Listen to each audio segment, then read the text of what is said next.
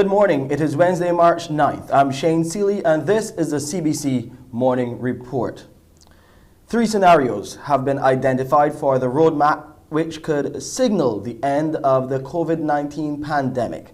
And even in the worst case scenario, CARFA, the Caribbean Public Health Agency, has assured Barbados and the region it is committed and prepared to help member states respond to any eventuality.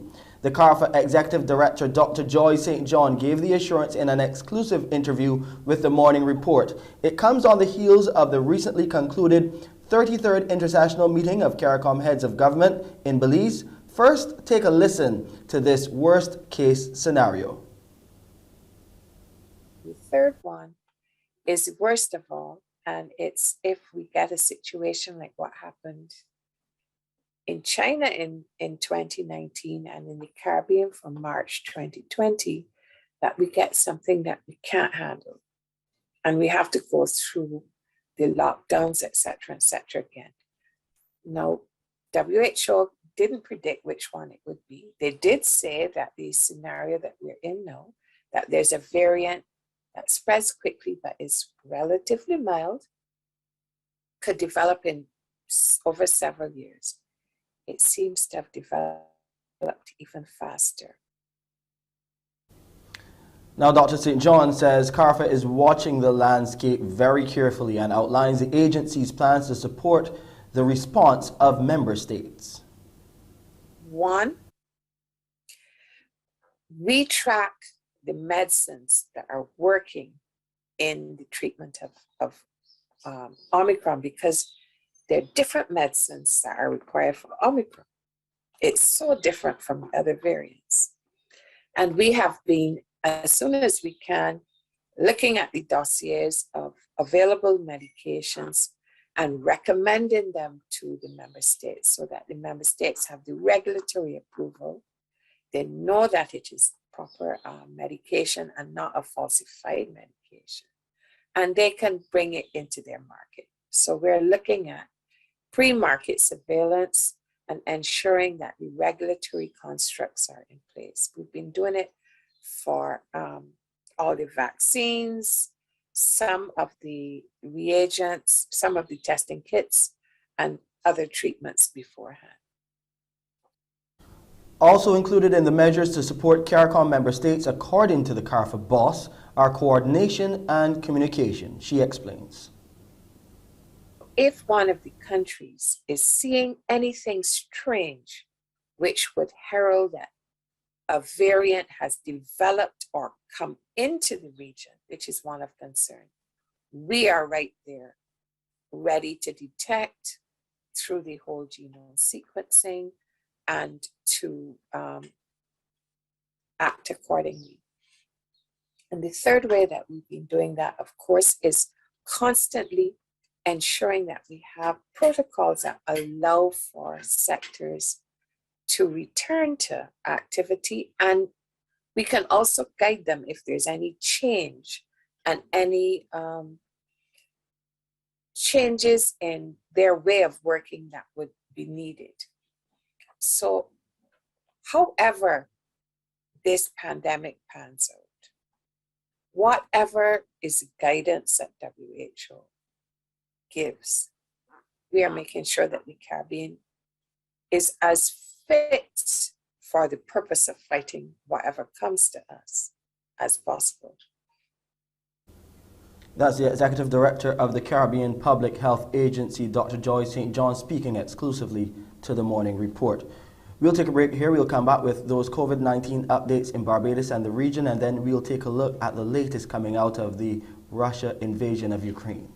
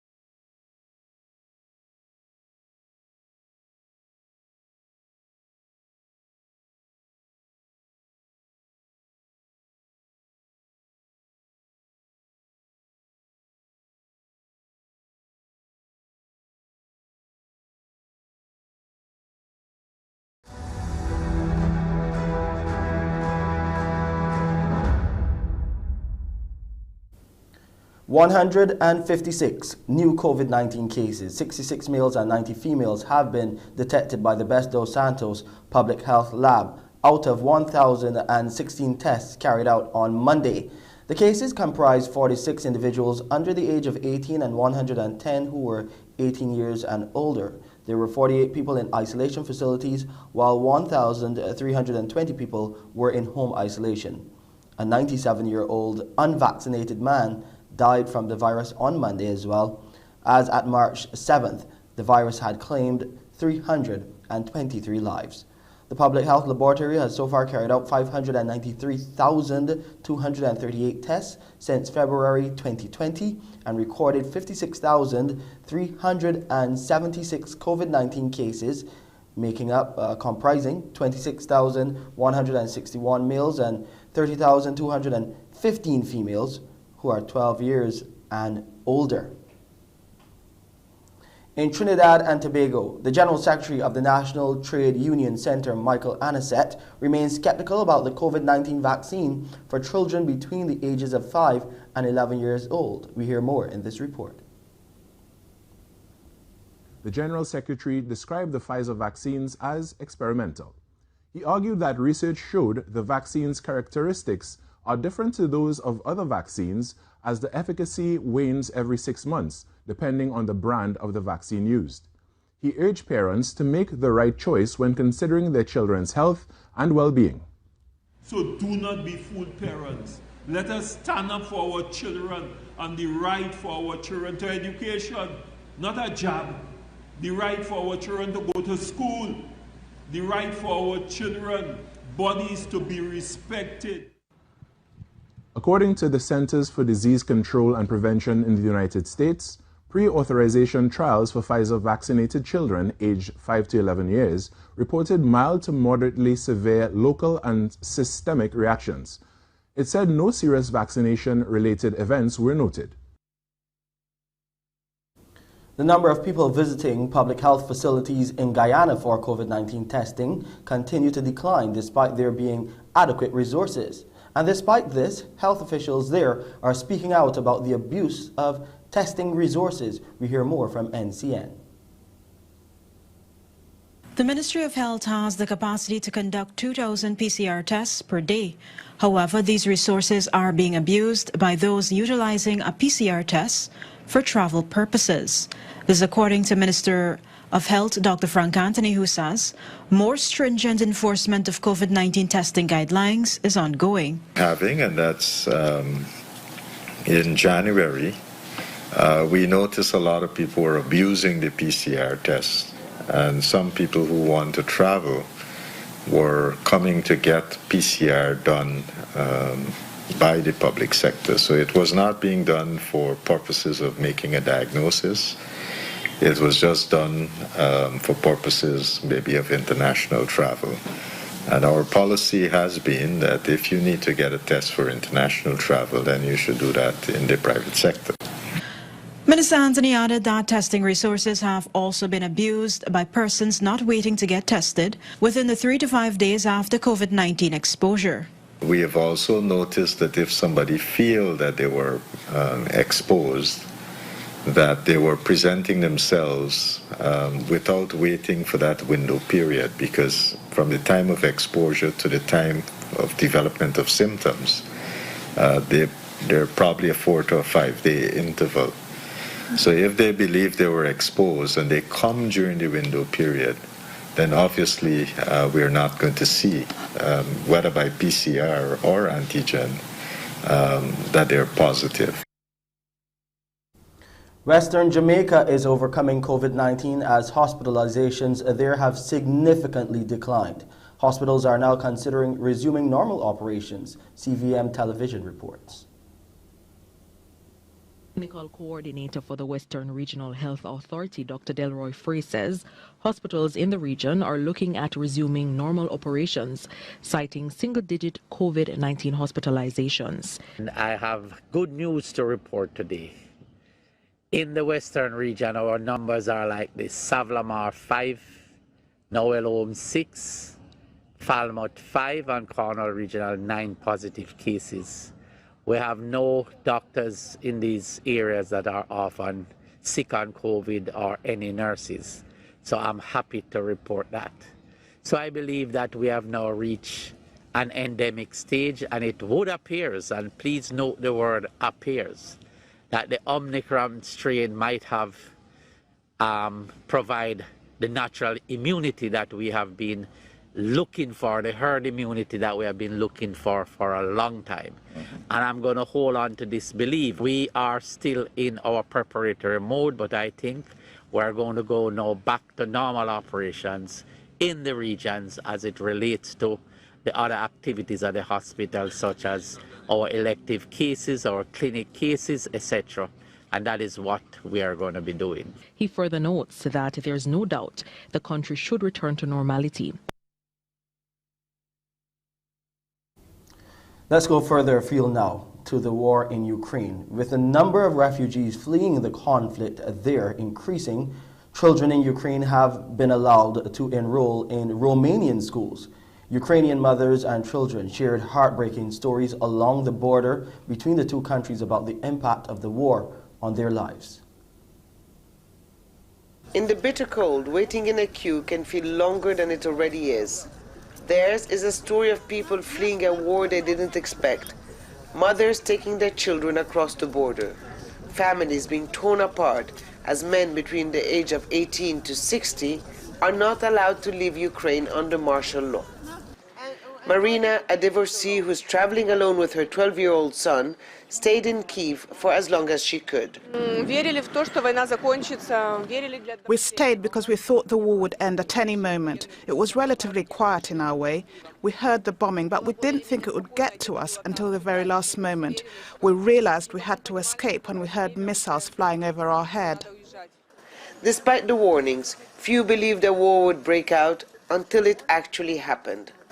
They tell about how they were caught off guard, not expecting to become refugees. And in the midst, a group of Indian students who arrived in Kharkiv only 3 weeks ago to start medical school. It was around 16 days. We thought that there will be no war. They were just argue and all. But suddenly this happened, and we all went to the bunker, and we had we had a really hard time. There were no facility through which we could escape from there, so we decided to go by foot. We traveled, I guess, 30 kilometers by foot and finally reached Poltava, and then we managed to move from there with a bus. A little further down the line, Yana's husband is trying to cheer her up. These are the last moments they will be together as a family until who knows when. She's afraid for me, he says. But I think she will be bored without me. She will have nobody to nag. They have traveled for 3 days from Zaporizhzhia in the east, where the Russian army is advancing. I woke up at 5 a.m. because I heard a huge loud bang. I thought something fell down from the shelf in the room next door, but the airport was being bombed. Ruslana made the same journey, leaving behind her husband, sister, nieces and nephew. She's begging them to move fast before they get caught up in the fighting. She's upset that her life has been upended. It was a good, simple one, and she had plans for the future. And she rejects Russia's President Vladimir Putin's claims that civilians are not being targeted.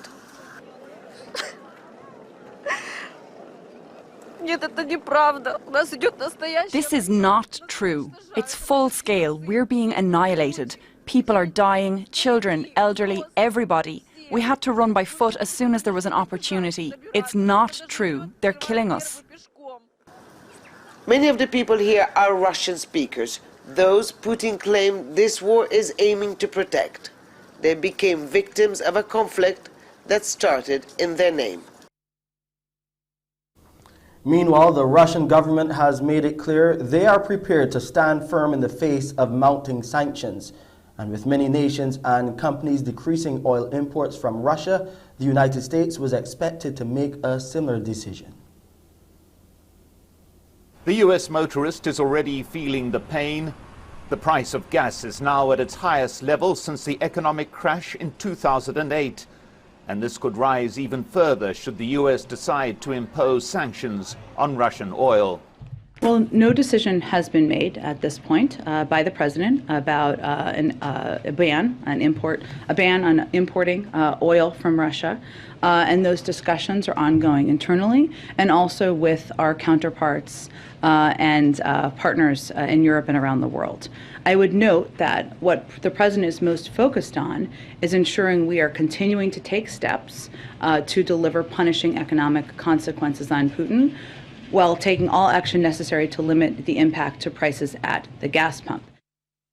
The US is the world's largest oil producer, but is also the largest consumer and remains dependent on imported foreign oil. 8% of oil imported into the US comes from Russia, and the Biden administration is seeking ways to make up this shortfall should it impose sanctions. The White House confirmed a high-level team visited Venezuela this weekend to discuss, among other issues, energy matters. There's also been speculation about importing oil from Iran. And while there's broad bipartisan support for oil sanctions against Russia in Congress, there's fury among Republicans about any suggestion that countries like Venezuela or Iran could make up the shortfall.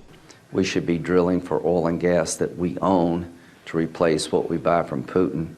And the idea of getting gas from Iran to make up for the loss we receive from Russia is insane. You'd be taking gas revenue away from a dictator, a war criminal, and increasing revenue for a religious Nazi, the Ayatollah of Iran. That is the dumbest idea I've ever heard. We are producing over 1 million barrels less a day than we were just a couple of years ago. We have the capability to do it. And I think that's a much better strategy than begging Saudi Arabia to produce more, or cutting a deal with a narco-terrorist in Maduro in Venezuela, which wouldn't even lead to enough oil anyways, or some crazy Iran deal that almost guarantees there'll be a nuclear weapons power. Underlying the Biden administration's deliberations about oil sanctions against Russia are domestic political concerns. Prices at the pump are an electric rail in US politics, and looming ahead later this year are midterm elections in which high gas prices could have severe consequences for the administration in charge, regardless of the reason. And US President Joe Biden has since then announced that there is a ban on imports of Russian oil and gas. Let's go over to Wendy now on this Wednesday to hear what she has coming up for you on today's edition of Mornin Barbados. Well, good morning to you, Shane. Good morning to our viewers. This morning, we are going to be looking at the issue of reparations. Yes, you remember My Trident is Broken, where we were encouraging people through social media to look at the issue of reparations and reparatory justice. We will have Gabrielle Gay along to discuss that topic. Also this morning, we're continuing with Duke Week, but we'll look at how the Duke of Edinburgh Awards affects us within the community. We'll be having Mr. Fabian Norville along to speak to that. Also, we're going to be looking at the elderly, how to age and thrive, especially in the face of the COVID-19 pandemic. So we'll have this and a lot more, Shane, on Morning Barbados. Thank you, Wendy. Coming up after the break, we take a bit of a reflection on what happened on International Women's Day with a call from the Prime Minister, Mia Amor Motley, and also some help for small businesses looking to fight the pandemic. These and other stories coming your way.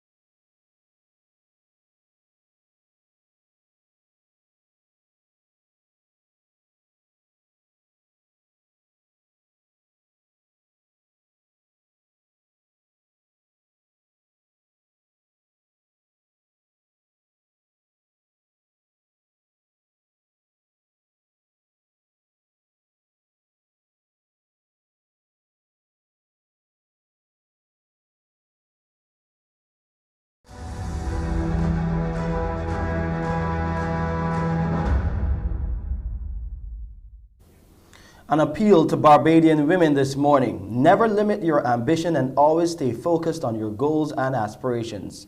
It's coming from the Prime Minister, Mia Moore-Motley, as she delivered a message yesterday on the occasion of International Women's Day. Here's what she had to say.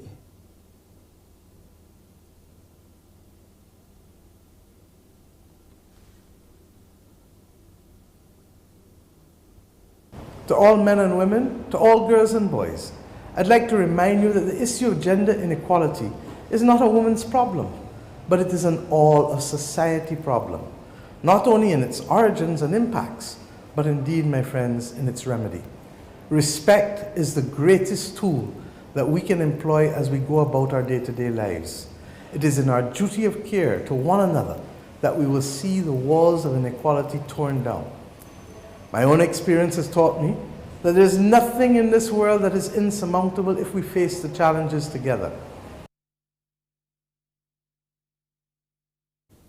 The Barbados Trust Fund Limited, the BTFL, is launching a virtual series for people interested in starting their own business and existing business owners. The Let's Talk Entrepreneurship Talk series, well, that's online, and it's an online forum which starts with an official launch next Tuesday, March the 15th. Business Development Consultant with the Barbados Trust Fund Limited, Nicole Ford, says the series is open to everyone. It's supposed to be a very exciting endeavor that we are embarking on in order to kind of work with those entrepreneurs in the market who are interested in rebuilding, reimagining, and recovering their businesses now that the economy is reopened and as a result of the challenges that have had with COVID. Because it is online, it's going to be showcased on YouTube, on our IG Live, and on our Facebook.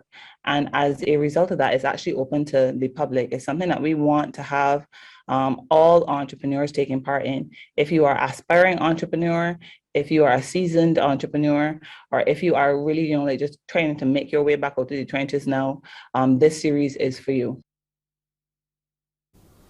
In Jamaica, there's a call for online classes to be kept as an option days after the country resumed face-to-face learning following an almost 2-year break. The country's plunging COVID-19 cases gave way for the full resumption of face-to-face classes on Monday. It's news the opposition welcomes, as it's been calling for students to return to the physical classroom for a while. Any call for full face-to-face is going to be welcomed by me because it is something that I have been calling for quite some time, and I believe it is long overdue. We have already seen what face-to-face has been, what our students have come back, and so we know we needed to bring the others in. So it is a good day that the schools have been asked to bring all students back face-to-face.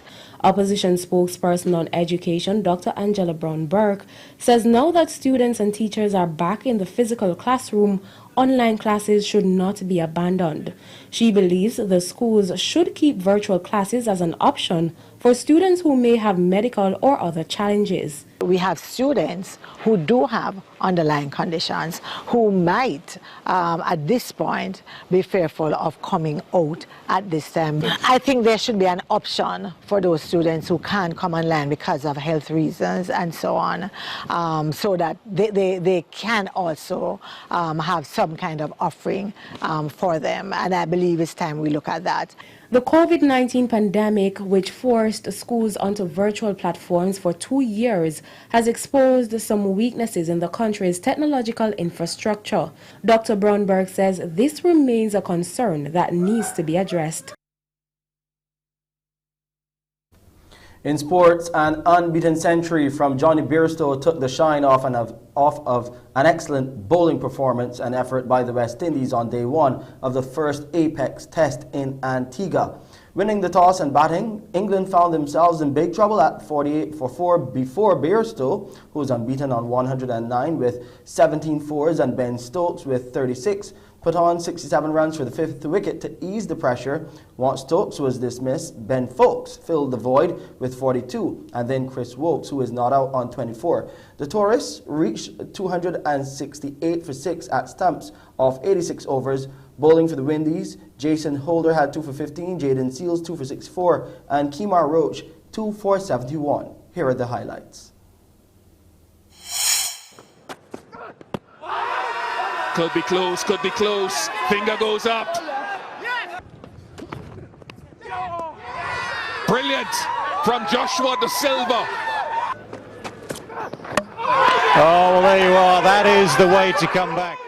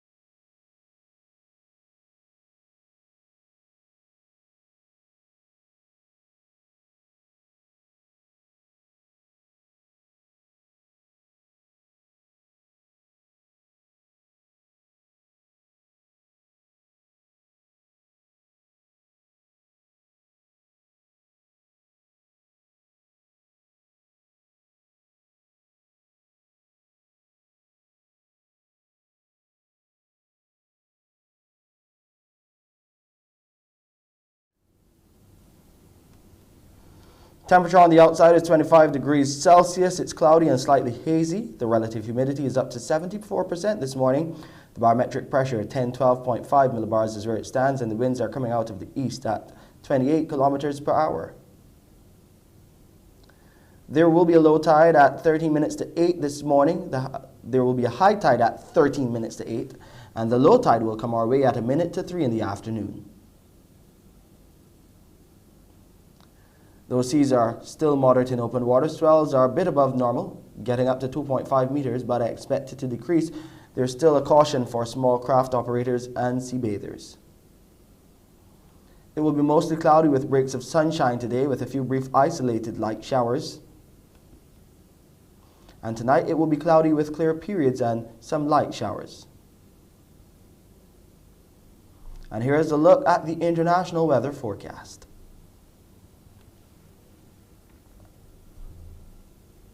And that's it for the Wednesday edition of the CBC Morning Report. I'm Shane Seeley. Wendy Burke is next with Morning Barbados. Wake up, wake up, wake up, wake up. Barbados, get up. Good morning. Good morning, Barbados. Good morning. Good morning to you. Good morning. Morning, morning, morning. Good morning to you. Good morning. Morning, Barbados. Good morning.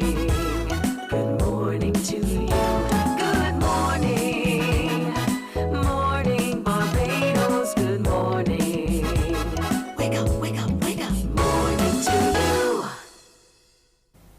And a pleasant good morning to all of you out there this morning. I'm Wendy Burke here with the Morning Barbados. Now this morning we are going to be looking at the issue of reparations. In fact, it's coming from the Barbados National Task Force on Reparations and the social media program that they were running, My Trident is Broken. I want to welcome Gabrielle Gay this morning to our program. Good morning, Gabrielle. Good morning, Wendy. Happy belated International Women's Day to you and the Good Morning Barbados team, to all the ladies in the house. Good morning and good morning, Barbados. Yes. Now, the social media program had been going since last year, just before independence, because we're looking to raise people's awareness of the need for reparations and reparatory justice. Give us an update. What's happened since the year started? Where are we at now, especially in terms of those individuals signing on? You know, it's been absolutely magnificent. You know, the My Trident is Broken has been so active. The aura of partnerships that we have had with regards to the My Trident is Broken campaign. And it's been really heartwarming to see, you know, the young people and how they've responded positively to the campaign and the fight for reparatory justice. So far, we have worked with so many incredible individuals, such as the Caribbean Regional Youth Council, countless youth leaders and social media influencers from across the arts, culture, so many ambassadors, government officials, and so many partnerships have been made in this regard. So just this past month, actually, we were even more excited to partner with Reparations Barbados and UNICEF. And essentially what we did is that we had a poll. We had a poll that was conducted on WhatsApp, and we sent it out, and we had 75 plus young people, 34 men, 40 women, and one member of the LGBTQIA community. And they all spoke on the fact that they believe that reparations is absolutely critical and mandatory for CARICOM. So this is excellent because we want to reach young people, especially where they're at. And they're definitely on their phones. So it's definitely key to ensure that we reach them there. We've also had tons of one of our programs that we call the Youth Speak. We've had 6 or 7 editions of that. We actually have one for International Women's Day. You know, yes, it was yesterday, but we are celebrating it all week long. So tune in to the Barbados Task Force on Reparations Facebook page, as well as the Instagram page, My Trident is Broken, because we're going to have the live streaming. We're going to have Khadija Bahara, who is a youth ambassador with Report Barbados, and she's also a member of the Barbados Association of Muslim Ladies. We're going to have the program lead, Miss Lashana Griffith, cultural artisan, highly awarded as well, and myself on the panel as host, moderator, and guest, speaking from the perspective of education and how, you know, is direct correlation and linkages with the reparatory justice fight. The fact that our young people are coming forward to want to be a part of this cause. What are some of the main areas or ways that they've identified for us to be able to get that justice and also some financial reparations? How do they see it rolling out? You know, that's an amazing question, Wendy. You know, the thing that we have really paid attention to and the feedback we've received, particularly in the Youth Speak sessions, is that youth leaders and youth alike believe that, first of all, admission. You have to have an apology that must be given by the past colonizers to ensure that, you know, accountability is taken for those actions. So an official apology must be had. And this is also a part of the CARICOM 10-point reparation plan. And then our youth and youth leaders alike have identified education, communication, and advocacy as the mandatory tenets needed to take the knowledge of across, you know, not just generations, but definitely across just the communication channels that are needed as well. So these are the ways and these are the points that young people have identified as the most important and the most critical in this fight. know that my Trident is broken social media was mainly to get the youth activated in the cause. But what support have you been receiving outside of that from the older members of our society? Are they understanding the cause? Are they standing by? Do they also want reparations? Absolutely. You know, our program officer, Mr. Rodney Grant, has been 100,000,000% supportive from the inception of the program and the initiative, and he has guided us, you know, so wisely and so efficiently from the genesis of this. And then we've had Ambassador Komashong, we've had the minister who has always been just so supportive. We've had, you know, Senator John King in talks with us as well. We have had, even just in our, you know, just having the conversations. Yes, the program is called The You Speak, but we've actually had mature members of society log in because they're interested in interfacing with young people and intersecting, you know, between generations and joining their voice to the fight. Because it's worthwhile to note that many of them have actually lived in the early stages of Barbados as a post-colonial society, and they have experienced some of the harsher realities of the aftermath of the tragedy of slavery. So for them, this is personal. It's not just you know, a concept. It's not just something that needs to be done in legislation and policy. This is real life that many members of the mature audience of Barbados have lived and experienced in many negative ways. So for us as young people, we are feeling the brunt of the lack of reparations due to the financial and economic constraints. But if for the more mature members of our audience and who support our cause, this is something that they not only have experienced financially, but that they have lived through. So I can definitely assert that we have had the full support of the mature audience of Barbados, and we are thankful for that as well. We all have to be, because remember, you can't go forward without knowing your history. Now, outside of today's program that you're going to be having for Youth Speak, what else is planned for the rest of March so that we can really trump up activities surrounding reparations and reparatory justice? Thank you so much. So we already, as I said, we got the ball rolling with conversations across CARICOM, with the CARICOM Regional Youth Council. As I said, we have one, the same conversations coming up this evening. And then, I don't want to give too much away, but we are returning to our Vox Pops. Those were so exciting, where we just delve into the community, delve into the public, and get their opinions on what reparations, what it's about, why is it needed, because we constantly need to have that direct contact, especially with regards to, thankfully, the COVID-19 cases on a decline currently. That means that we can have a little bit more of direct but safe, but very safe interaction with the public and get their opinions on what we've done so far.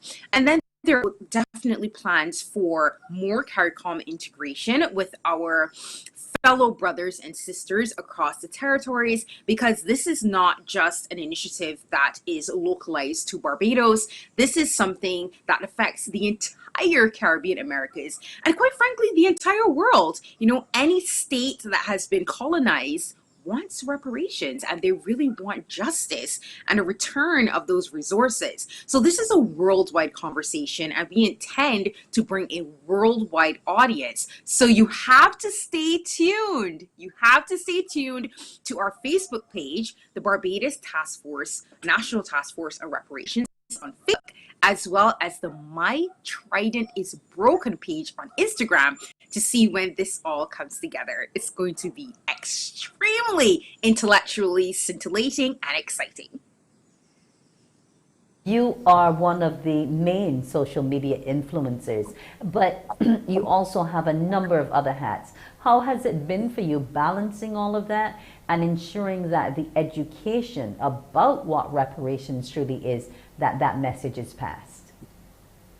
You know, the balance and the homeostasis of this was actually very fluid as I amalgamated these concepts with the programs that our foundation, the Erling Bradshaw Foundation, we actually run. So, for example, we have the FemLet's cohort program where we basically combine and connect young women from across the Caribbean and across the world to legal entrepreneurship and mentorship certified training, as well as internship opportunities across the world. So what we did then was that in our discussions and whatnot, we invited those FemLet's cohort ambassadors to our events, our virtual events, as well as, placing, notices and just like also materials, yes, notices and social media materials into those chats, because of course we have official groups and communities for the foundation. So it's been a fluid,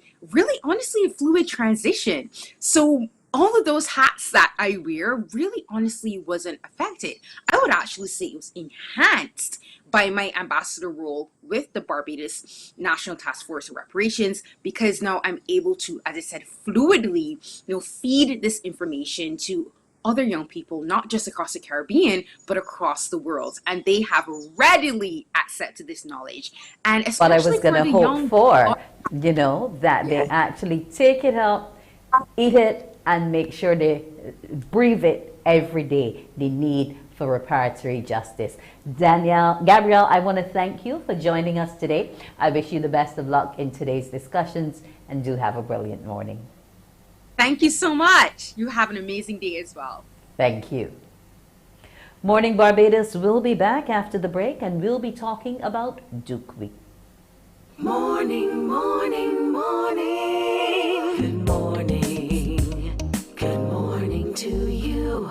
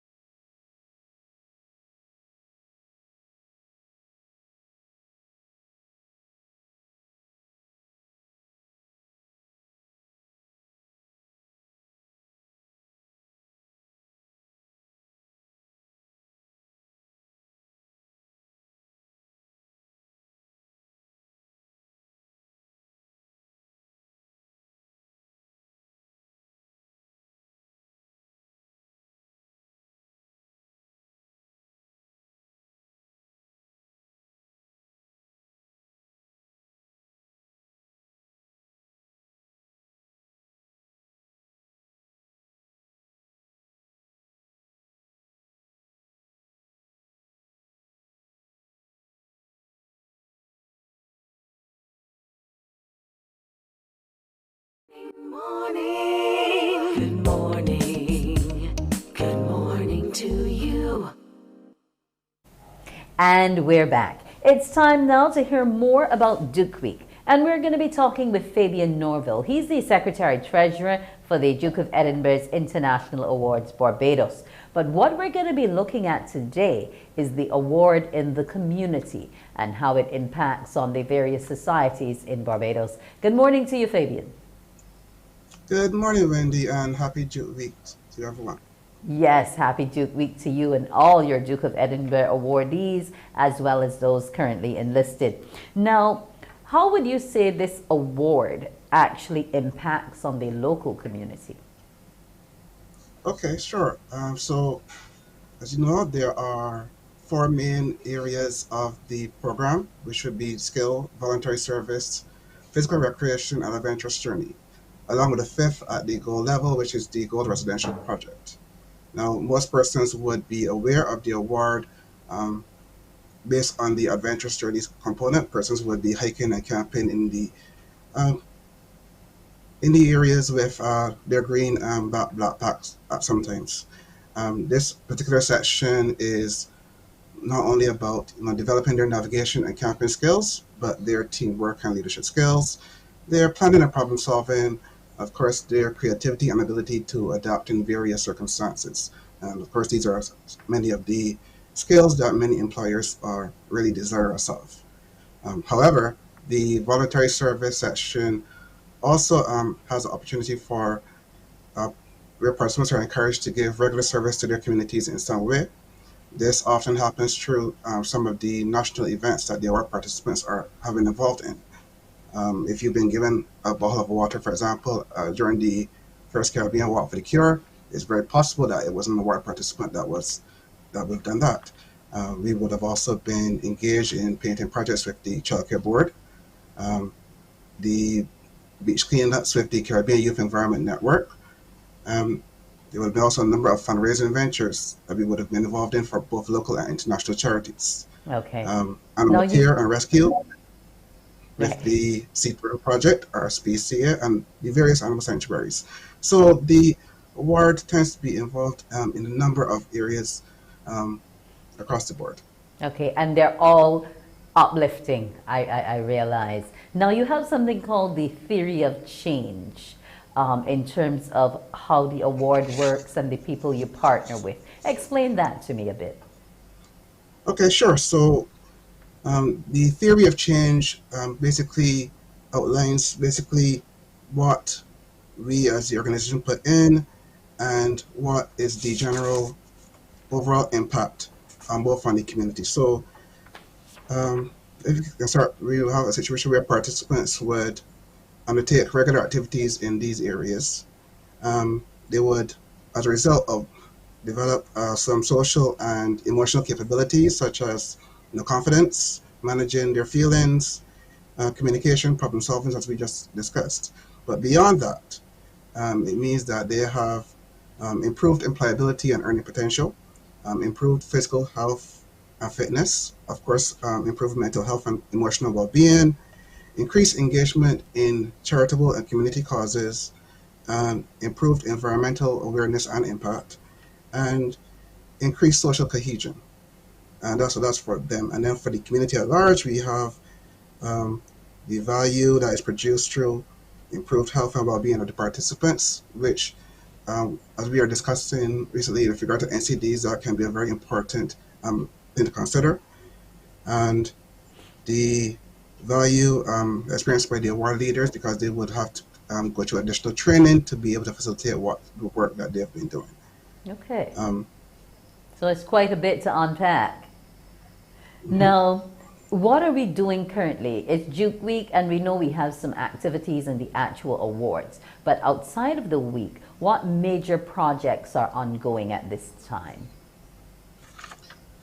Well, the award is designed to be open to all youth, regardless of circumstances. So over the past few years, much of our recent work has sought to increase access to the award for at-risk youth and disabled persons. So we would have been piloting two projects to that effect. In the first, we would have partnered with the Barbados Probation Department, and we would have had a number of their clients, as well as clients from the Juvenile Liaison Scheme, take part in a more structured version of the award program. This has seen them be involved in entrepreneurship training and taking part in the recent Barbados Youth Business Trust Enterprise Challenge. And the team actually came second overall, so congratulations to them. In the second project, we are partnered with the Deaf Heart Project. And what they'll be looking to do is identify persons from the deaf community interested in pursuing the award. And in preparation for that, we've also been having engagements with the Barbados Council for the Disabled to have a number of our award leaders, volunteers, and participants do some disability sensitivity training and sign language training. That way, it will be a easy transition for those persons who wants to come in to get, directly involved with the award. I'm very happy to hear that, because a lot of young people assume that if they don't have a disability, they don't necessarily have to communicate with someone who does. And I'm happy to hear that Duke leaders and some of your potential awardees are actually looking to embrace and be part of the community fully. Now, when we talk about numbers, how many are we actually reaching in terms of that training and sensitivity? Well, so far it's been a pilot. We've had 20 volunteers conduct the sensitivity training.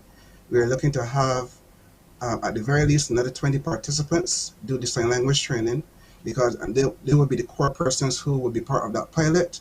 And what will happen is that they would actually be working alongside the deaf persons to actually complete an award level. From there, we look to go and extend it beyond. If we have more persons come in, we will look to have increased training going forward.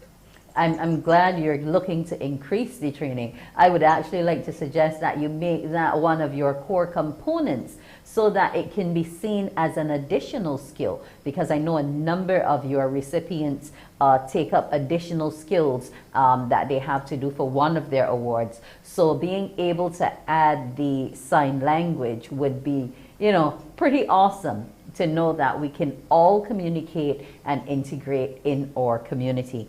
Now, there's been a lot going on in your week, Fabian. How are you and the recipients handling it? It's been a challenge, but I believe that we are always up to the challenge. One of the things that we like to talk about is resilience. So we are keep going. The next components would be, I believe Jamar would have mentioned our IG Live session, which is going to be tomorrow. The idea would be that we would be interacting with a number of alumni, to have them share their experiences with regard to the award, so that they can encourage other potential persons to join the award, and to give the younger participants some ideas as to what they can do going forward. Beyond that, there would be our trustees are actually looking to have a fundraising golf event later on in the month. So much of the work beyond that would be preparing for that. Now, in terms of alumni, how many of those who pass through actually return to help further the cause? What's that uptake rate like? Yeah. Okay. It's interesting because a number of our alumni, well, a lot of our award leaders are in fact alumni. So we would have a number of areas where we have the National Award Council. Most of the persons there who manage the operations of the award in Barbados are alumni. We also have our expedition panel, which would be the group that's responsible for training and assessment of the adventurous journey session. They are almost entirely award alumni who would have had those experiences. And beyond that, we do have a good portion of persons who provide support for the award, whether it be in terms of funding or mentoring of participants as we go forward. Okay, so you have probably over 75% return rate in terms of commitment to seeing the program continue. I believe so, yes, please. Yeah, well, continuity is always good. Now, finally, what else would you want us to know about what's going on and how the awards are going to be helping our community going forward? You mentioned a number of charities, but are there any others that are going to benefit directly and within the near future? I'd say that any grouping that is interested in working with the award, we will welcome them on board. There's always opportunities for persons to come in and engage with us. The participants are always looking for opportunities to go and assist in the community. So we will welcome them on board at any point in time. Okay, well, I'm happy to hear that. Here's wishing you success in your online forum, also with your actual awards. Congratulations to all of those who have been awarded. And for those who are going forward to gold, we wish them success and also silver. And with the return to back to school, here's hoping that your drive will be able to see a lot more students entering the program. Fabian Norville, I want to thank you so much for joining us this morning on Morning Barbados. Have a great morning. Thank you, and the same to you. Well, Morning Barbados will now look to see what news is new with Shane Seeley. Morning, morning, morning. Good morning. Good morning to you.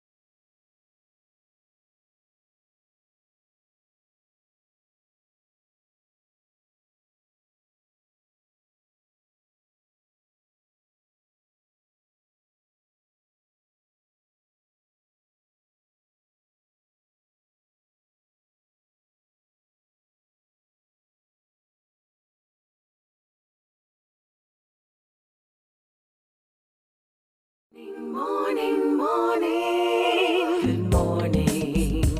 Good morning to you. And we welcome back Shane Seeley now with the Morning Report recap. Here's your headline news for this Wednesday, March the 9th. CARPHA, the Caribbean Public Health Agency, says it stands ready to support Barbados and other CARICOM member states as the region emerges from the COVID-19 pandemic. Executive Director Dr. Joy St. John gave the assurance in an exclusive interview with the Morning Report. Her comments come on the way forward. Well, her comments on the way forward come as her presentation, at the end of her presentation at the recently concluded 33rd International Meeting of CARICOM Heads of Government in Belize.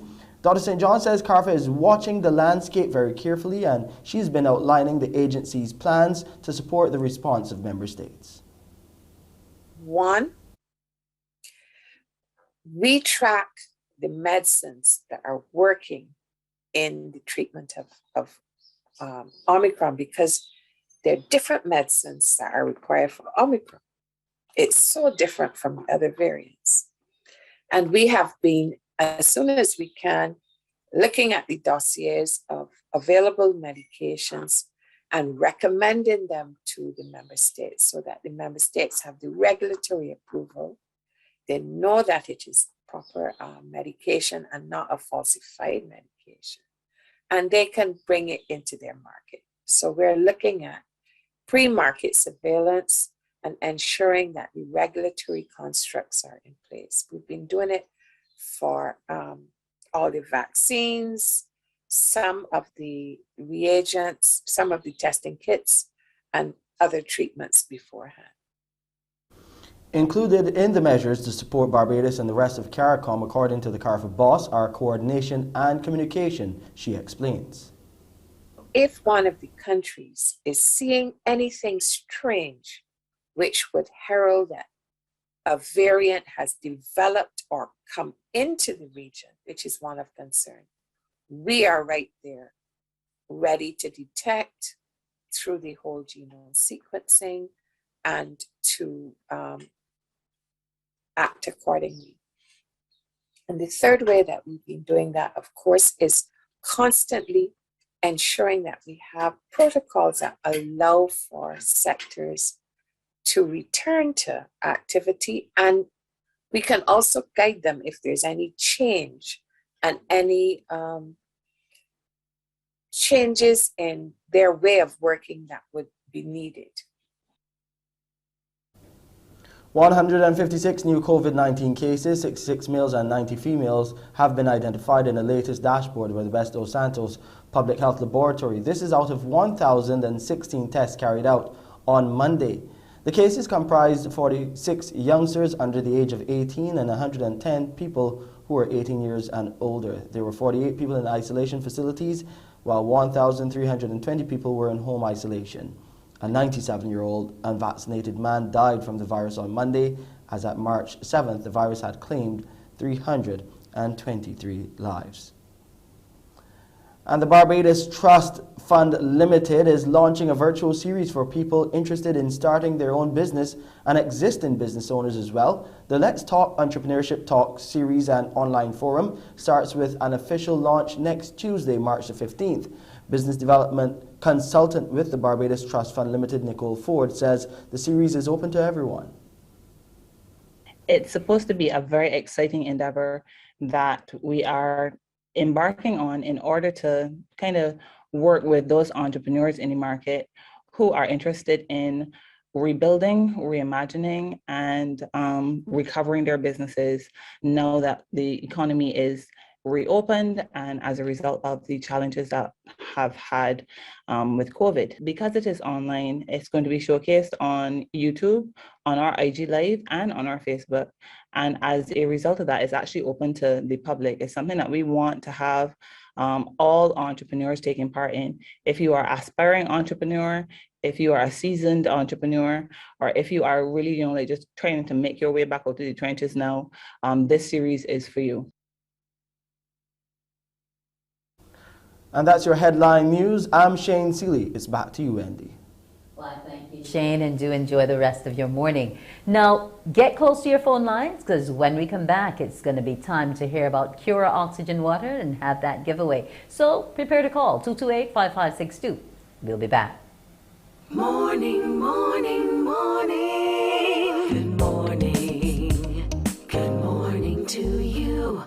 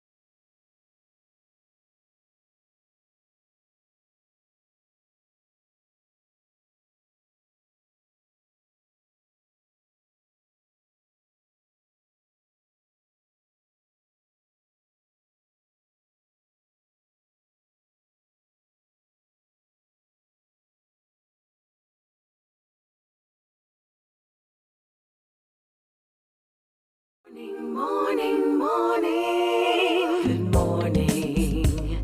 Good morning to you.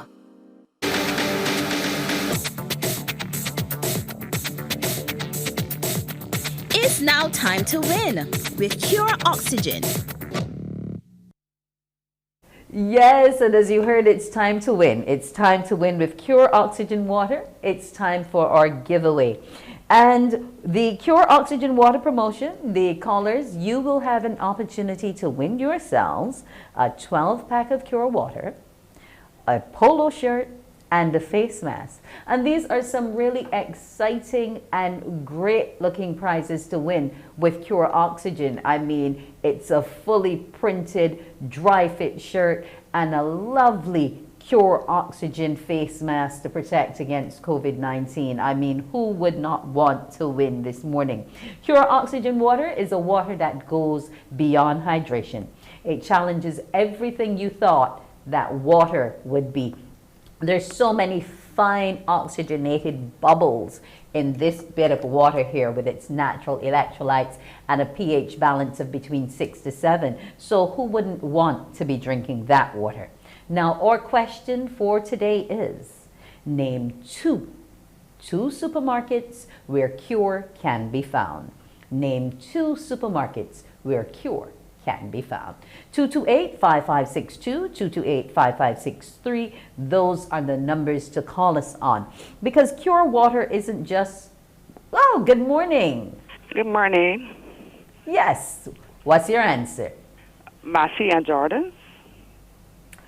I believe you are indeed correct. Massey and Jordan supermarkets are where Cure water can be found.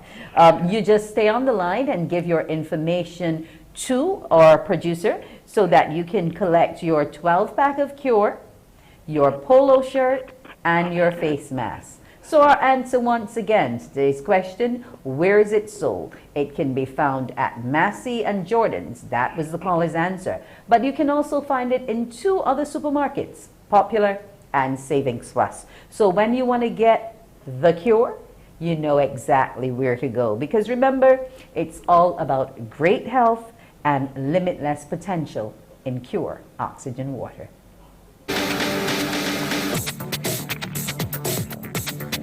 Cure Oxygen. It's not hype, it's science.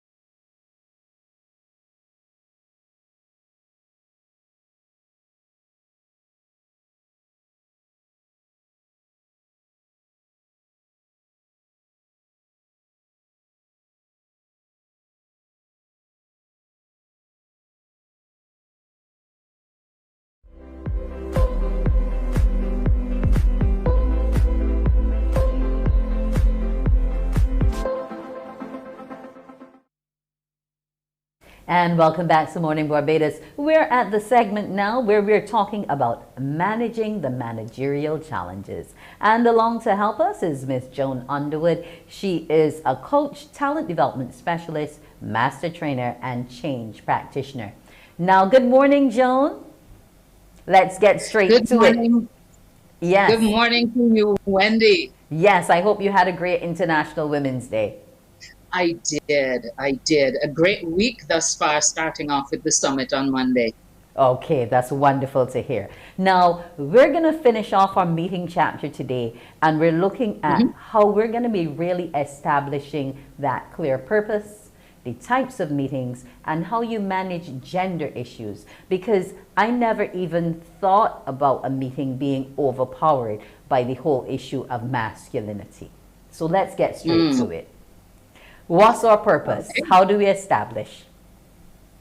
All right, and we touched on this the last time that we spoke, that it's important to be very clear on what you're seeking to accomplish, and having done that, to make a determination whether or not a meeting is the appropriate forum to accomplish that objective. So let's assume that you've done that and you have determined, yes, indeed, I do need a meeting.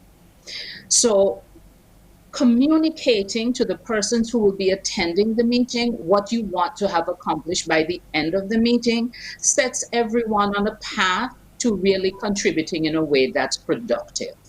So, and that should go out with the meeting agenda, with the meeting notice. You know, here's what we're meeting, when we're meeting, here's what we're seeking to accomplish, this is what we need to have by the time ends. It's also useful to communicate terms of engagement. So this is how we're going to be conducting the meeting. If it's a meeting where decisions will be taken, communicate that, because you don't want people to come in with an assumption that, oh, we're going to vote on this, when you already know, well, no, we have a different process. We have subject matter experts in the room, so they're going to share information with us, and we're going to be guided by them in terms of the way forward. Or it may be consensus, or it may be something, you know, more unilateral. But leveling expectations at the onset is really important. What about the brainstorming meeting? How do I ensure that we don't go over the time frame that we've set, or we don't end up with ideas that have already come to the table and been scrapped? Well, let me tackle the second one first. Because even though an idea had been considered previously and not necessarily adopted, doesn't necessarily mean that there's no merit in the idea, because things may have changed either in the internal or the external environment, which warrant giving a fresh look at the idea. So, but in terms of controlling a brainstorming session so that it doesn't run, you know, out of control in terms of the time that's spent on it, it's helpful to designate someone to be the timekeeper. Not the person facilitating the meeting, not the people involved in the cut and thrust of the brainstorming, but to have someone know that it's my responsibility, no matter how exciting this gets, to keep an eye on the clock and to communicate, you know, what's happening there to the other members. No, with brainstorming, it's touchy in terms of staying on target topic, because during the brainstorming session, you don't want to do a lot of analysis. You just want to get the ideas out. And here's where you setting the time. So we're going to spend the next half an hour just throwing ideas out there. We're not analyzing them. We're not critiquing them. We're just going to have a brain dump, and we're going to document everything. Then we will proceed to the analysis and evaluation phase of it. So just let people flow. Let people flow. You'll have time to rule the stuff out afterwards. Okay. So don't try and brainstorm at the same time that you're narrowing down, because that's too much tension in terms of the direction in which you're going. Now we're speaking on tension. How do we manage these gender issues? Okay, so in the book I talk about two primary gender issues, but they're not they're not the only two. But these are pretty common, and a lot of the women who are listening and watching will start nodding their heads when we start talking about them. So the first one is procreating. okay? You or I may say something and, you know, it falls on deaf ears. You wonder, I mean, was I on mute? Because nobody is responding to what I've said at all. And a little later in the meeting, one of our male counterparts may repeat verbatim or pretty close to it what we said. And all of a sudden, it's a brilliant idea and has stimulated a lot of discussion around the table. And you're like, hold on a minute, am I in some kind of alternate universe here? I said that and I got, you know, crickets. And all of a sudden, he said it and it's brilliant. So, and it depends on the gender dynamic within your organization, as well as the personalities of the persons in the meeting. So that is something that as women, we have experienced way too often. Another phenomenon that we see is man-interrupting. So a woman may be speaking and it's as if, again, she's on mute because some guy jumps in and just starts speaking over her. The person facilitating the meeting doesn't do anything about it. The woman may be too shocked or too intimidated to call it out as, excuse me, you know, I'm still speaking here. And I'd appreciate it if you'd allow me to make my point. And then, of course, you can have the time that you need to do the same. So as the person facilitating the meeting, you have an obligation, and you can include it in your terms of engagement so that it's established at the beginning rather than waiting until the bad behavior starts to then introduce it as an issue and to say, no, we're not going to do it that way. So set the ground rules up front that, you know, here's how we're going to engage with each other during this interaction. All right, now our meeting is over. How do we deal with the evaluation of it? How do we ensure that the purpose of the meeting has been fulfilled and going about our action list? Because we don't want to be meeting just for the sake of meeting. We have to have action going forward. Absolutely. And that is unfortunately an Achilles heel for many, many organizations. Great meetings, fantastic discussions, and then radio silence follows. So before the meeting is adjourned, I strongly recommend a recap of decisions taken and action items and the way forward, including timelines. And in the book, I actually provide, you know, a table that you can use to record your decisions and the other important information. Because a lot of times, you know, tasks are orphaned. They don't have any owners, so they never get.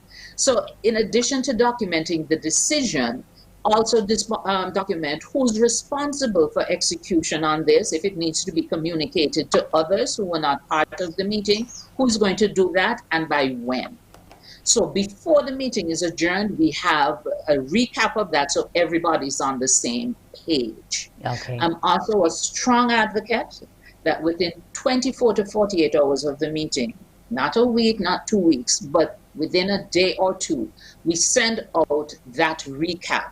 Because even though we had the conversation at the end of the meeting, I have found that especially when you start getting up in years like I am, your mind is a terrible place to store important information because it will get lost in there, right? So document and send the follow-up note. It doesn't have to be elegantly produced minutes with, you know, no, it is just a bullet list of decisions to action items, responsible parties, due date, and if there are any quality standards. And if you need to bring in other people who were not involved in the meeting, that too needs to be documented. And again, responsibility assigned to someone. Right? So I'm glad we're assigning responsibilities so we know clearly who to expect what from when it all gets down to it. Exactly. Yeah, because it's important to know what's important versus what's urgent. So if Joan has the urgent task and Wendy has the important task, Jones has to be turned in first. And Wendy needs to do her important task in a timely manner so that it doesn't become urgent. As well. I want to thank you so much for joining us this morning, Joan, and here's hoping that others will be better able to plan their meetings after having heard from you. Do enjoy the balance of your day. You do the same. Thank you. Morning Barbados will be back in a bit, and when we return, we'll be talking gerontology.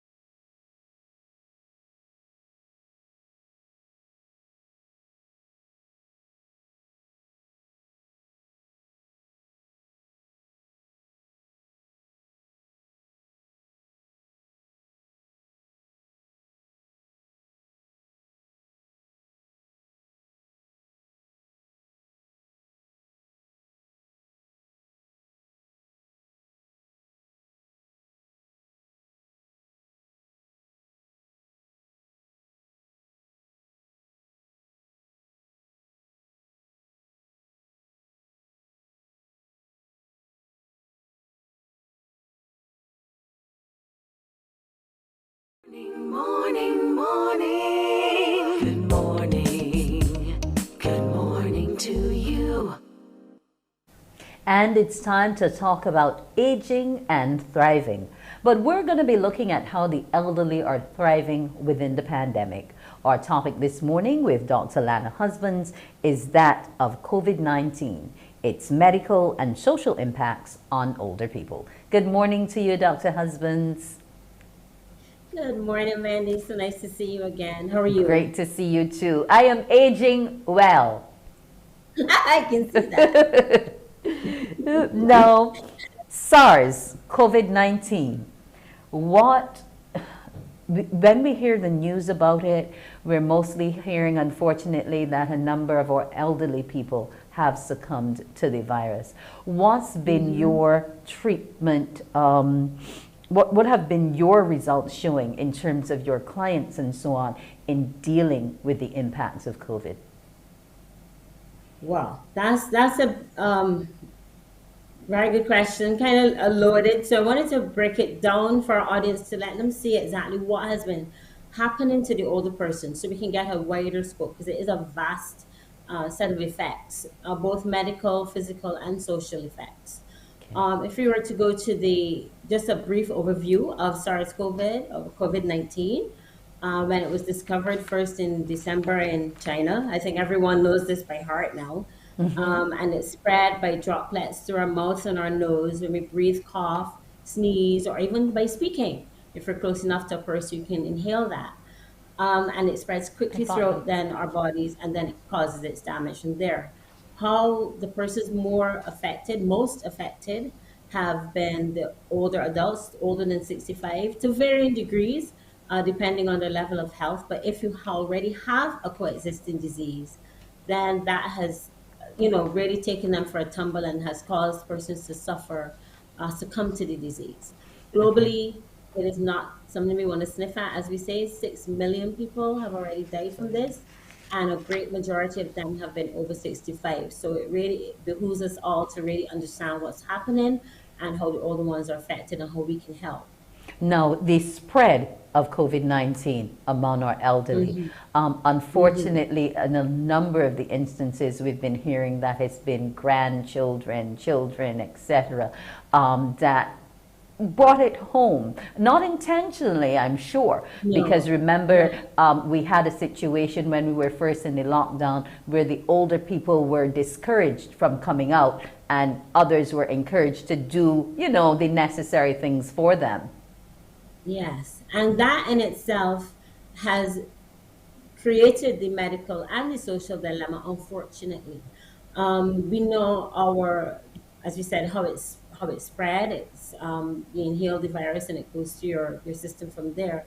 Barbados stats really emphasize how the older persons, although thankfully, if we want to look at the Barbados report as of March 6th, more than half the population has been vaccinated, but the persons who have been contracting the disease are still in the over 65s. More younger persons, as we said, have been affected by it. But when they contract it and they bring it back home, that's where we have the dilemma. So our medical dilemma now, physical and medical, mental, we can say as well, has come from numerous sources, Wendy. So if you look at a Barbados study that was done on loneliness, mind you, which showed what happens when people are left alone, as our older persons have been, the consequences has been poor control of their disease, which leads them to be even more affected. All over the world, Canada, Florida, they've shown agitation, increased worsening of the dementia, anxiety, and not taking medication. Again, loss of appetite, just our lack of a willingness to try or a willingness to live or to see the purpose in life. And because of that then leads to substance abuse, which worsens everything else. If you're not physically active as well, you become more frail. Your risk of fall increases, your risk of fracture increases. The last thing you want in an older person or that they can afford to have is a fall and a fracture, because that's hospitalization, that's more illness, that's more disease. So COVID-19 and the isolation and the loneliness has created, a problem, a dilemma, as we say, for us. Yeah, because that's the whole thing, because you're thinking keeping them in a bubble safe on their own without people who are constantly going back and forth lessens the rate of transmission. But then on the other hand, it also encourages them to engage in some risky activities which they should not, like the smoking and the drinking. Yeah, yes, so. And as you said, that's a lot of official reports, nothing to do with that.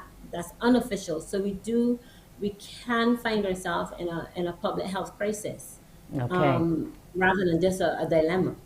No, so socially, yeah, that was going to be my next impact. Socially, our need for interaction, Wendy, is universal.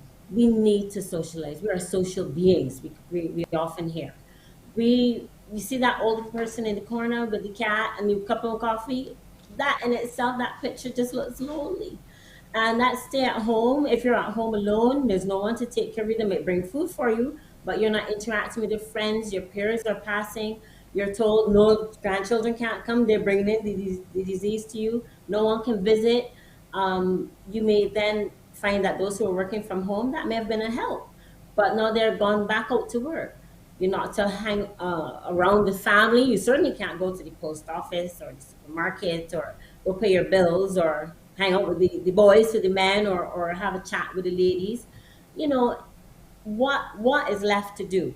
So it's become translated to older persons to freeze, don't move, almost don't go off the back step because something might happen. Okay. And the more the outdoor activities are restricted, the more frail they become. Didn't you find maybe perhaps in terms of some of your patients that having that interaction with the telephone, or if some of them are actually able to interface with the technology helped? Like we used to set up Zooms for our mother so she could see everybody, know how they were doing, that type of thing. One person was designated to be at the home. Wouldn't things like that work a little better for the social interaction? I think that's fantastic, man. You hit the nail on the head in terms of how do we find a solution. Now, there's no one size fits all for every family. There's no one thing that will, you just press a button and it will work. But what you have mentioned is precisely what we want families to think about. The need for companionship at any level. So even if it's telephone, show them how to use the person who's in the house, show them how to use the technology, the iPad, the cell phone, whatever it is, their preference. And they can see the buttons and they can see everyone, they can recognize faces. They know Friday night is family games night, or they know that Susie is going to call at 2 o'clock on Tuesday and talk with her and interact, and she can see her face, or call her friends because they want to interact with their peers, not necessarily children, yes, but peers more so. They want to see their friends. So we can make an arrangement for their best friend to come interact with them. We want them to be physically active. As we said, physical activity has been an issue and leading to frailty. Adequate nutrition for their age is another, I would say, solution, but it helps protect and promote their state of well-being in this decade of aging, 2020 to 2030. Although it started off with a bang, we should say, not a bang, in 2020. Even in nursing homes, they can arrange for Zoom visits as well. Right. Pets have been shown to, yes. But outside of the nursing homes, I want to ask if, given that we're open now, if it is okay to encourage the return to elderly daycare. And if we do it, how safely can we do it? Well, that's where vaccination comes in. And remember the Barbados report, which showed, and we've had 2 years now to really see that vaccination is working. I know there are controversies and so on. We're not going to get into all the controversy, but we've had the science. We know that expression, we follow the science, and the science has shown that persons who have been vaccinated, especially if they have chronic diseases, are at less risk of contracting the disease and succumbing to it. So as we increase our rate of vaccination from that just 50%, we encourage the older persons to, their families to. It makes it safer for everyone. We still need to sanitize. We still need to wear masks. We'll still need to have some distance. But in terms of visitation, that has not been officially confirmed for nursing homes as yet, but it certainly is progressing to that point. In countries such as Canada, they're trying to start little pilot programs with their relatives to have on small visits, short visits, so that they can touch, they can interact with their families. And maybe a 1 hour church service?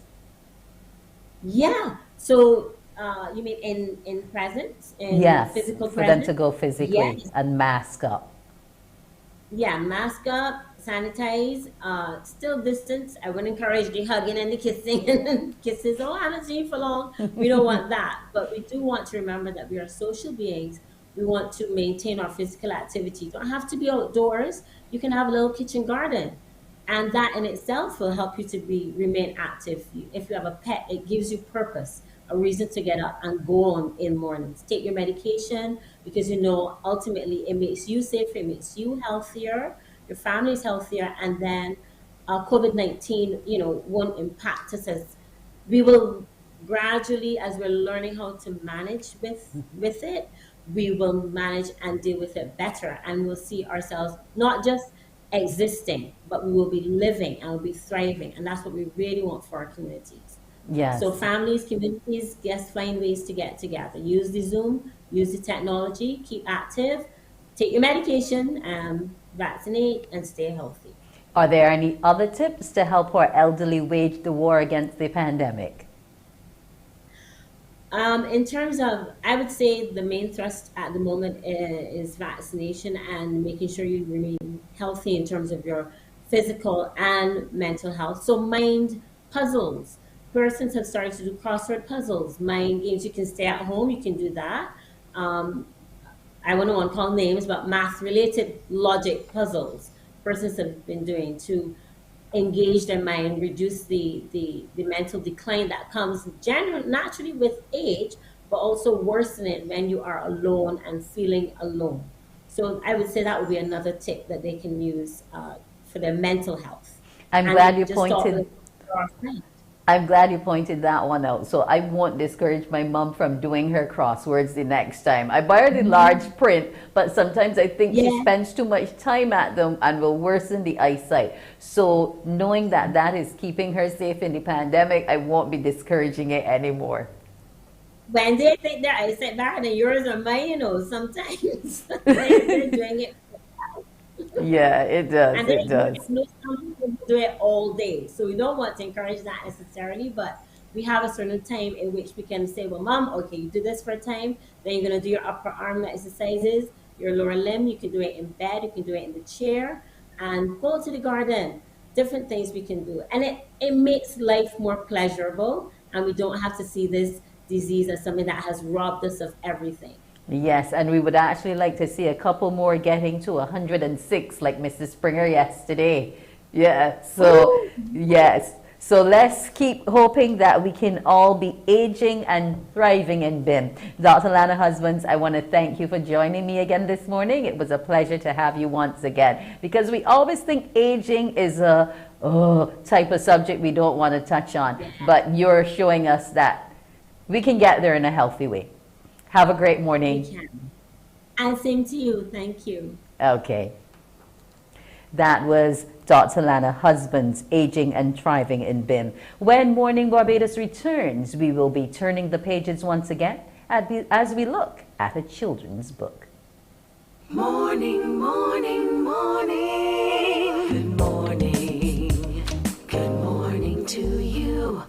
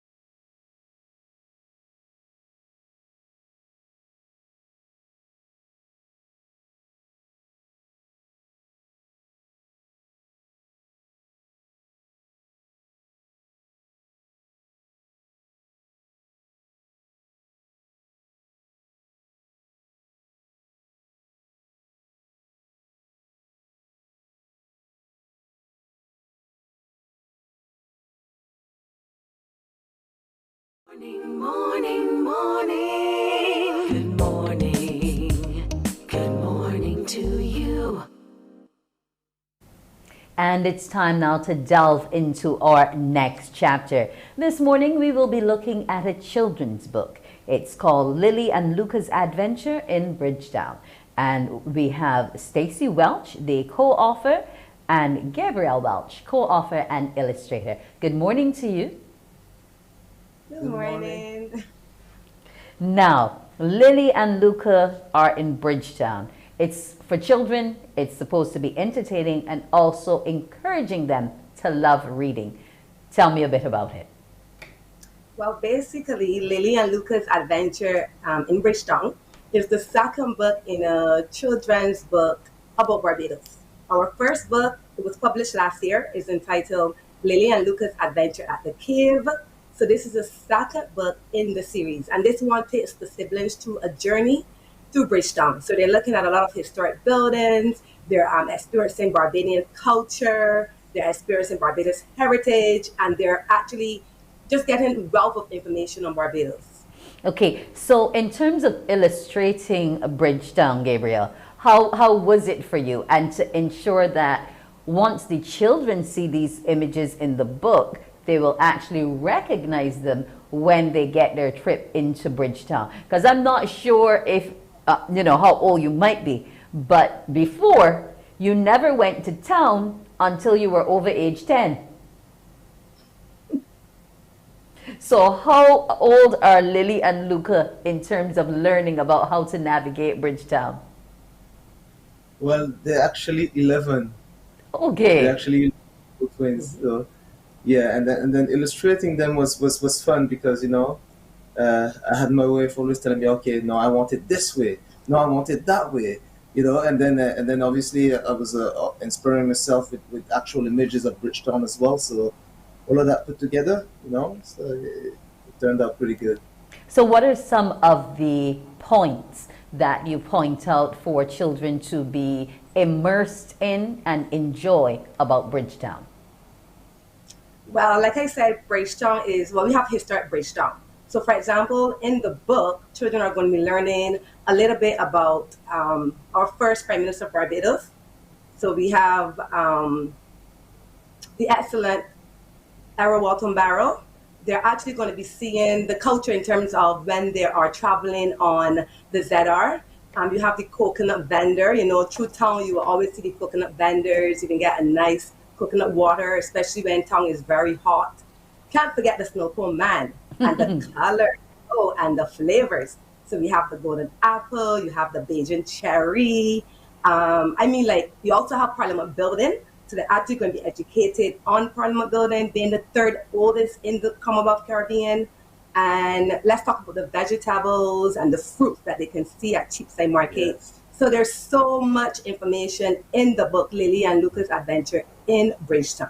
So it really is an adventure because you take them to all of the high points, which we as adults go to Bridgetown to be a part of. Now, you also have the book available in French. Why do it bilingually? Tell me a bit about that, because I guess that's a part of your marketing as well in terms of where you want it to be. Well, actually, the reason why we did the book bilingually is because French is originally my first language.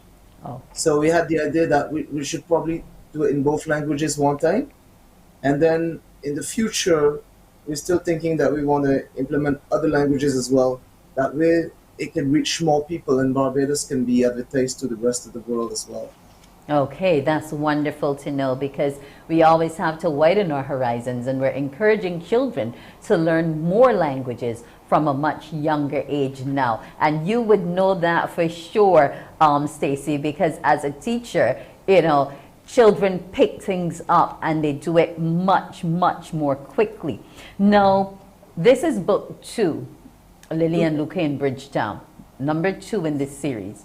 Do you intend to make a third, or are you going to take Lily and Luca somewhere else? Are we going to find another twin, or are we going to find just a single child who might be trying to say maybe address puberty or some other issue that young people grapple with? Well, Lily and Luca Adventure in Bridgetown, like I said, is part of the series, Lily and Luca Adventures. And we are hoping to expose and educate children about Barbados as well as other places in the Caribbean. So we plan to have many more books in the series, maybe about 5 or 6. Okay. So look forward to book 3. We're actually working on book 3. That is a secret. And that is going to be so exciting. But if it's exciting, you should share a bit of it now. Oh, no, not yet. Just remember, it's actually going to be, they're going to have another adventure in Barbados, but we don't want to say much about where it's going. But you can be sure that it's going to touch on the history, the culture, and the heritage of Barbados. Because we find that, you know, during the lockdown period, a lot of children, they weren't going places because the place was locked down. Yes. So this book is actually going to assist with getting children to know more about Barbados. And I can tell you the feedback is really good. I know I had one parent who bought the book, and she said that her child wants to visit Bridgetown, and they're going to have the book in hand, and they're going to go to these places that are highlighted and illustrated, and they're going to relive the experience. So I think this is marvelous, and I think that every parent should really get a copy of Lily and Luca Adventure in Bridgetown. Where can we get the copies? Well, there are a number of places. There are all branches of Cloister Bookstore. You can obtain a copy at UV Bookshop. We have novelties in Hastings. Let me see any. Yes, Ryan's Happy Place Grocery in St. James. Harrison Cave, Eco Adventure Park, and Kititious Enterprises. Okay, so you actually have quite a wide spread within the known bookstores as well as some small entrepreneurial enterprises. So that's amazing. Well, I am happy to know that you're writing and that you're writing for children because reading is the foundation. So I'm happy that you've started there. I wish you the best of success. And I hope Lily and Luca enjoy whatever it is they will be doing in book number 3. Thank you so much. Have a wonderful morning. Lillian Lucas Adventure in Bridgetown. So if you have a little one who's interested in reading and knowing more about the city, you can engage them there, the team of Stacy and Gabriel Welch in writing that book. Morning Barbados will take a break, and when we come back, it's time to hear from our doctor on the line. Morning, morning, morning. Good morning. Good morning to you.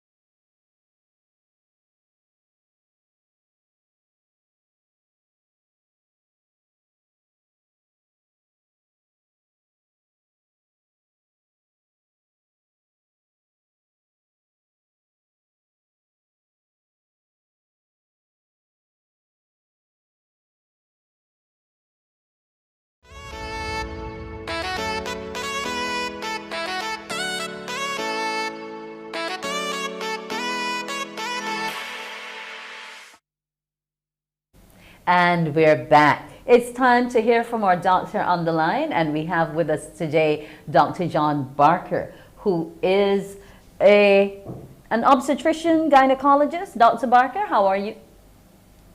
Hi, good morning, Wendy. Nice to have me on today. Yes, we're happy to hear from you because this whole issue of endometriosis, back in the 90s, we didn't hear much, know that much about it, but it existed.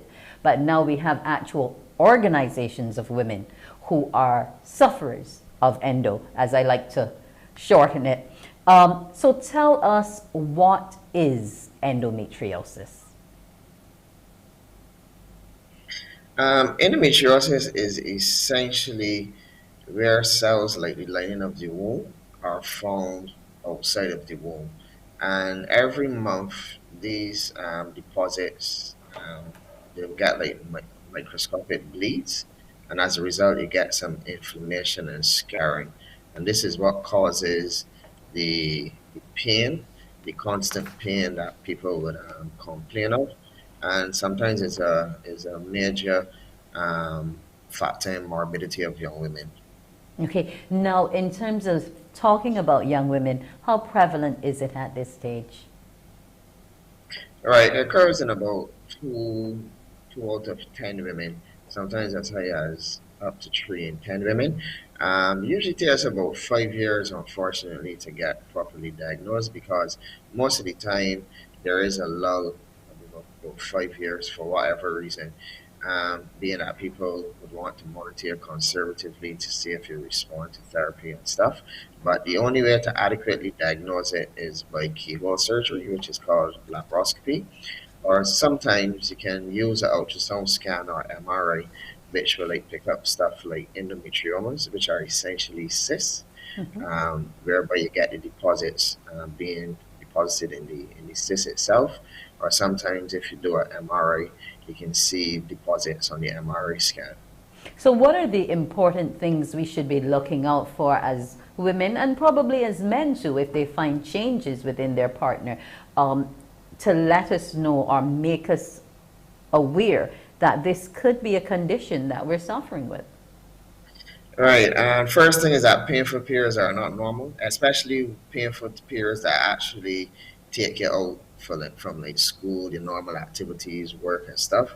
That's not normal. So that's one indication. The second one is constant pain. Sometimes it can be dull or intermittent, and usually gets worse around your periods, and then the pain doesn't go away most of the time. It continues afterwards.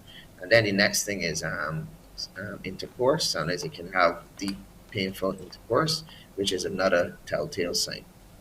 Okay. So these are the common things that you would look for. And you mentioned that in the slide it says that we might end up with some psychological problems as a result of it. What usually are some of those things that impact our women? Right. Usually, if I see any endometriosis patients, I would automatically refer them to the psychologist. And it is a multi-pronged approach, multidisciplinary approach. But the major cause for the psychological issues would be that most of the time, a lot of patients might not be of the opinion that they're being listened to, either by medical professionals and or close family members, friends, etc. And this is because it's pain that nobody knows for sure how bad it is except the patient themselves. So it's just like a doubting Thomas.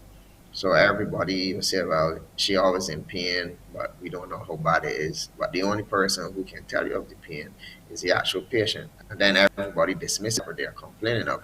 So then there's a series of self-doubt.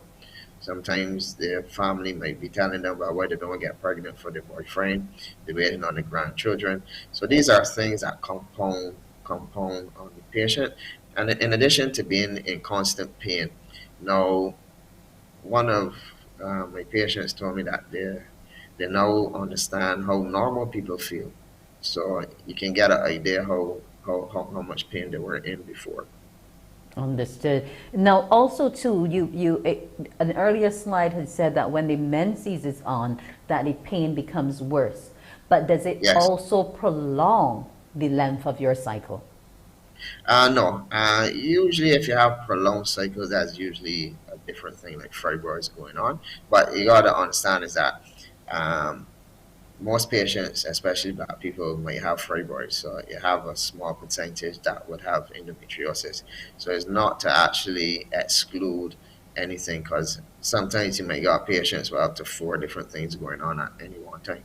But that was just going to be my next question to you. What if I hit a double whammy and there's endo and fibroids going on in there all at the same time? I mean, what are the chances of me actually becoming impregnated? Right. So in relation to once a patient comes with primary endometriosis, you have to take a careful history in relation to the periods. Also, too, sometimes you can have a syndrome called IBS, which is irritable bowel syndrome, whereby you get bloating, constipation, and or diarrhea.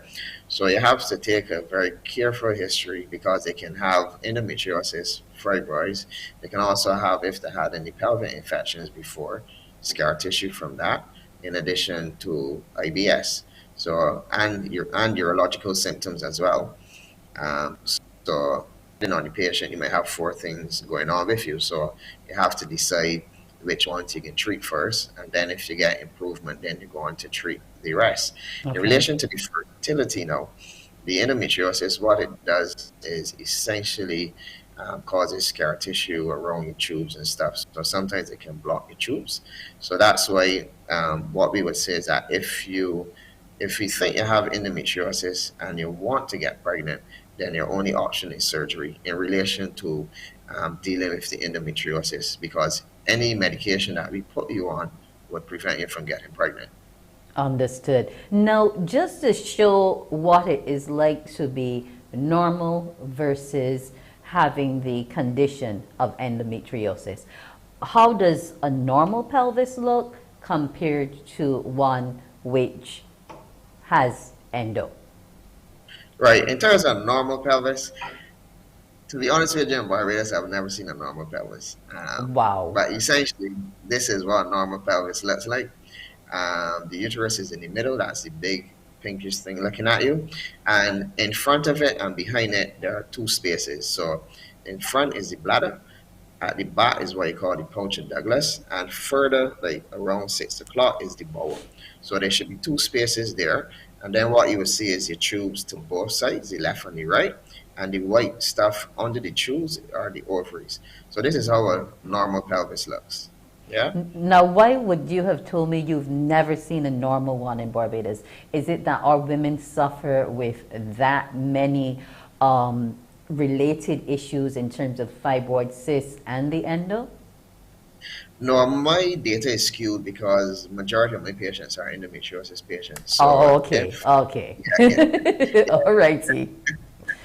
So, as in 100%, I've never seen a normal pelvis. Okay, but I'm sure after surgery it will come back to some element of normality. Yes, Okay. yes. What we try to do is to restore the anatomy and check the tubes to make sure that they are functioning. Okay. Now there's something called peritoneal endo, and also what's the difference and in terms of the treatment? Right. And in terms of the three different types, because essentially what we do is stage it. But in terms of simplifying everything, the more easier it is to understand, then the more easier you understand the pathology. So the first thing is peritoneal endometriosis. This is the superficial endometriosis.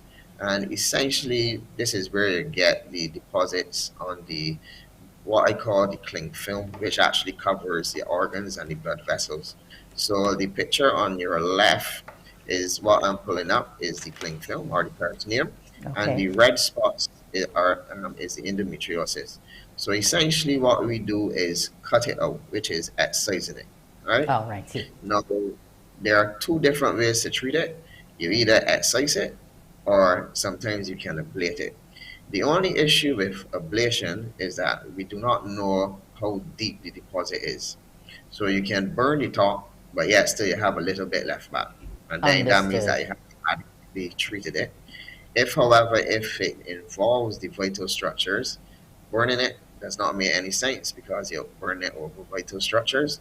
So you have to take your time and cut it out. So most of the excisions, usually depending on the level and the complexity, can take about 3 to 4 hours. That's what we call peritoneal stripping. So whereby Okay. we excise out the endometriosis.